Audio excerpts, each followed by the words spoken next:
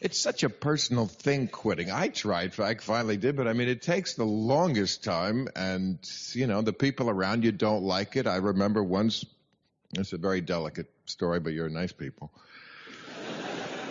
When I was smoking, I remember once I was standing naked by a window. I don't know, I guess I must have been fucking. Yes, I was, because I remember my girlfriend in the bed, she said, would you rather stand there and smoke a cigarette or come back to bed and eat my pussy? And,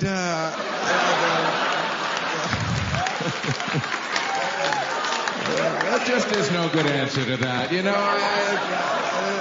honey, that is so apples and oranges. You know,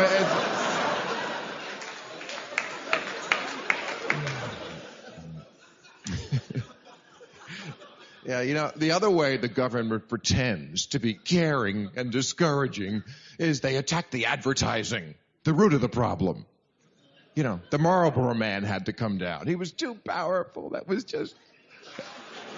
You know, I'd never thought about smoking, but that siren call of the man, he's on a horse and he's gay, and, you know, how could you resist the Marlboro? Joe Camel had to go. The Budweiser frogs were too powerful an image to people. Hey, even if you are a kid, if you can't resist a frog, I hope you die, and I want you to die. I mean, let's start thinning the herd now. I am and always have been pro-death. Anyone pro-death? I'm pro-death penalty. I'm pro-choice. I'm pro-assisted suicide. I'm pro-regular suicide. I'm for anything that gets the freeway moving faster. That's...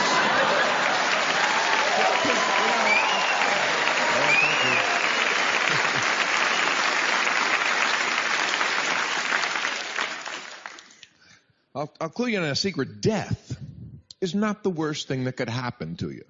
I know we think that. We are the first society ever to think that. It's not worse than dishonor. It's not worse than losing your freedom. It's not worse than losing a sense of personal responsibility. Do you know that the first payment went out recently to someone who sued the tobacco companies after the warning label appeared on the pack, after she started smoking? But it didn't mention her by name. You see, that was the crux of the case. And government, by taxing these kind of things, they're making decisions for me, which I don't like them to do, about what's important in life. By taxation, the government tells me children and churches are good, and cigarettes and liquor are bad. And, of course, I couldn't disagree more.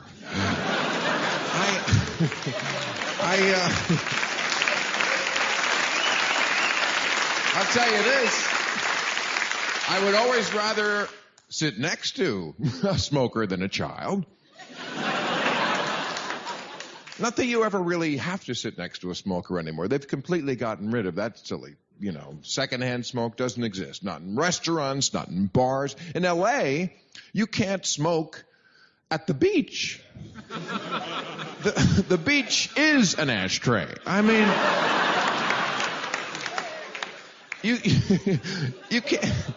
can't smoke at auto shows. I mean, come on, there's people going around the track at 200 miles an hour in a little car, no protection, and people baking in the sun with no ozone layer, eating hot dogs filled with shit and piss and nitrates and crap. But don't light up a cigarette because we don't want you to hurt your health here.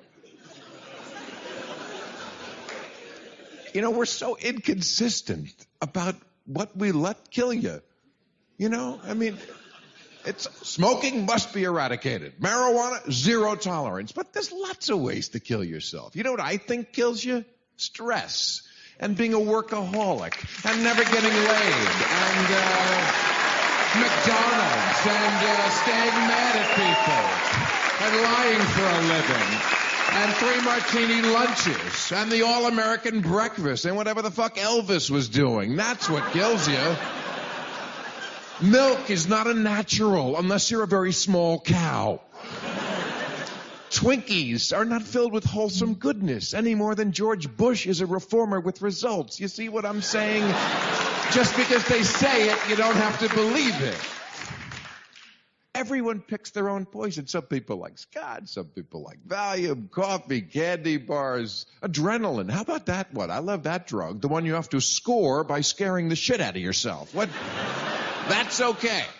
Bungee jumping, nothing wrong with it. Go ahead, whatever you want. Hey, you want to fly a prop plane in bad weather on a moonless night with little training and a broken leg? Enjoy it, Mr. Kennedy. Hey.